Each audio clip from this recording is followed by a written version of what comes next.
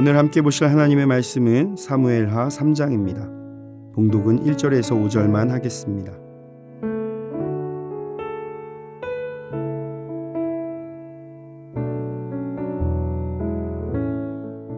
사울의 집과 다윗의 집 사이에 전쟁이 오래매 다윗은 점점 강하여 가고 사울의 집은 점점 약하여 가니라.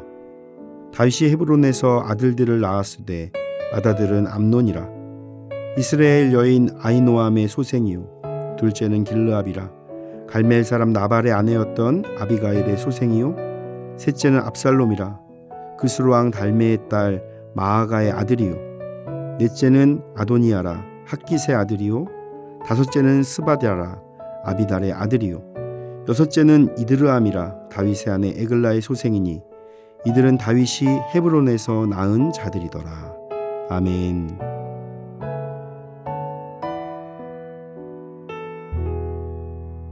사무엘하 3장은 다윗과 사울의 집 사이의 갈등, 또한 아브넬의 죽음, 그리고 다윗의 리더십과 정체성에 대한 사건들을 다루고 있습니다. 사울의 집과 다윗의 집 사이에 계속된 전쟁이 있었습니다. 여전히 통일 왕국으로 세워지지는 않았던 것입니다. 그런데 이 기간 동안에 다윗은 점점 강해지고 있었고 사울의 집은 점점 약해지고 있었습니다. 이 외에도 다윗은 헤브론에서 여러 아들들을 낳았습니다. 아들의 이름을 기록한 것은 가깝게는 사울의 집안이 쇠퇴하고 있다는 가시적인 내용을 적은 것입니다. 또한 멀게는 다윗의 아들들을 중심으로 일어나게 되는 여러 사건에 대한 정보를 제공하는 것이기도 합니다. 다윗의 가문이 단단해지고 있다는 것을 통해서 하나님의 축복이 함께하고 있다는 것을 강조하고 있습니다. 오늘 말씀을 통해 하나님 편에 선 자와 하나님 편에서 떠난 자의 모습을 살펴보고 하나님 편에 서서 강성해지는 복된 가문으로 세움받기를 바랍니다. 첫째로 악인의 길은 망합니다. 본문 1절은 다윗의 가문과 사울의 가문을 비교하고 있습니다. 사울의 집과 다윗의 집 사이에 전쟁이 오래매 다윗은 점점 강하여 가고 사울의 집은 점점 약하여 가니라. 사울의 가문이 점점 몰락하게 된 원인은 무엇일까요? 사울 가문은 강성한 가문이었습니다. 그러나 점점 쇠퇴의 길을 걸어갔습니다. 그 이유는 크게 세 가지로 볼 수가 있습니다. 첫째는 하나님의 주권에 불복했기 때문입니다. 하나님께서 다윗을 세우시는 것을 알고도 주님의 뜻에 대항하며 하나님의 섭리를 방해했던 것입니다. 둘째는 사울의 집은 탐심으로 이어진 가문이기 때문입니다. 사무엘상 15장에서 사울은 하나님께서 아말렉의 모든 것을 진멸하라고 할 때 하나님의 말씀보다 자신의 탐욕을 채우기에 급급했습니다. 아말렉 왕도 죽이지 않았고 좋은 양과 소 또는 기름진 것과 어린 양 등 모든 좋은 것을 남겨두었습니다. 나중에 사무엘이 하나님의 뜻을 따르지 않은 것을 훈계하자 하나님께 제사를 드리려고 했다는 변명을 늘어놓았습니다. 사무엘은 하나님의 말씀에 순종하지 않은 죄를 지적하고 다시는 사울을 만나지 않았습니다. 셋째로 사울의 집은 하나가 되지 못했습니다. 사울의 뒤를 이은 이스보셋과 아브넬은 서로의 필요에 의해 하나님이 세운 다윗을 무시하고 자신들의 이권만 챙기고 있었습니다. 자신들의 안위를 채우기 위해 급급하지만 결국 사울의 집은 몰락해가고 있었던 것입니다. 사울의 집은 하나님의 뜻을 떠남으로 점차 몰락하게 된 것입니다. 우리는 시편 1편을 통해서 악인과 복 있는 자의 삶의 끝을 보게 됩니다.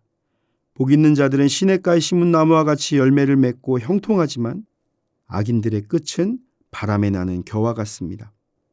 악인들은 하나님의 심판을 견딜 수가 없고 의인의 모임 안에 들어갈 수가 없게 되는 것입니다. 우리는 악인들이 잠깐 높아지는 것들을 보고 부러워하거나 그들을 따라가지 않아야 합니다. 그 길은 결국 망하기 때문입니다.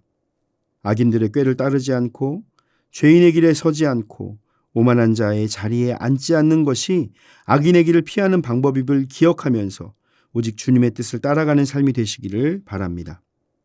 둘째로 하나님의 백성은 점점 더 강해집니다. 다윗의 집은 점점 강하여졌습니다. 우리는 점점이라는 표현에 주목해야 합니다. 점점은 조금씩 더하거나 덜해지는 모양을 나타내는 말로써 점진적인 변화를 표현하는 것입니다. 다윗의 삶을 살펴보면 하나님께서 그를 점점 더 높이 세워주셨다는 것을 알 수가 있습니다. 비천한 목동을 이스라엘의 장군으로, 장군에서 유다 지파의 왕으로, 그리고 통일 이스라엘 왕국의 왕으로 높여주셨습니다. 성도의 삶도 같은 원리로 번영하게 하신다는 것을 알아야 합니다. 성도의 삶은 더 풍성해지고 더 강해지고 더 행복해지게 되어 있습니다. 하나님께서 우리에게 약속하여 주셨기 때문입니다. 욥기 8장 7절에 내 시작은 미약하였으나 내 나중은 심히 창대하리라. 시편 115편 13절에 높은 사람이나 낮은 사람을 막론하고 여호와를 경외하는 자들에게 복을 주시리로다. 로마서 8장 32절에 자기 아들을 아끼지 아니하시고 우리 모든 사람을 위하여 내주시니가 어찌 그 아들과 함께 모든 것을 우리에게 주시지 아니하겠느냐라고 말씀하십니다. 하나님께서 우리를 구원하시고 자신의 백성들에게 반드시 더 좋은 것을 채워주시는 것입니다.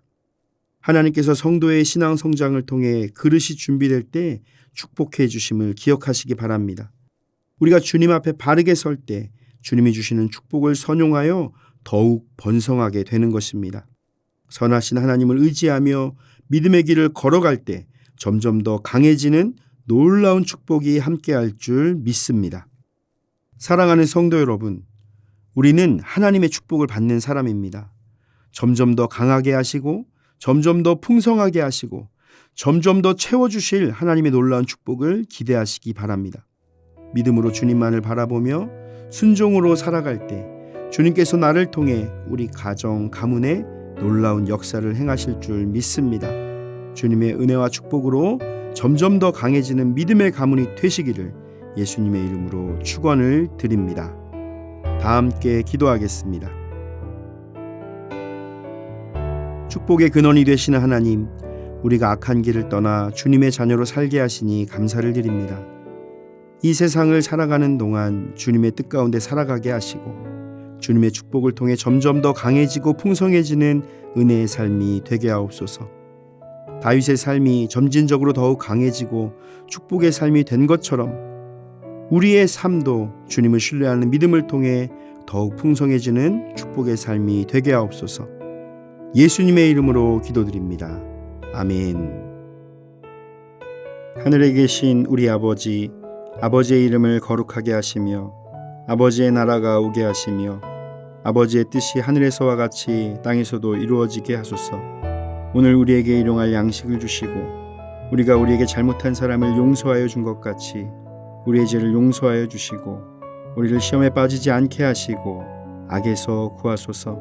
나라와 권능과 영광이 영원히 아버지의 것입니다. 아멘.